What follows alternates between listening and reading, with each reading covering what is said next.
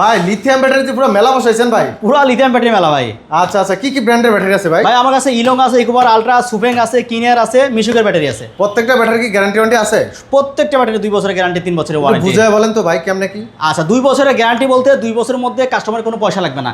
ছোটোখাটো সমস্যা হলে ফ্রিতে সার্ভিস করে দিবে, বড় কোনো সমস্যা হলে চেঞ্জ করে দেবে, অর্থাৎ ড্যামেজ হয়ে গেলে ব্যাটারি চেঞ্জ করে দিবে।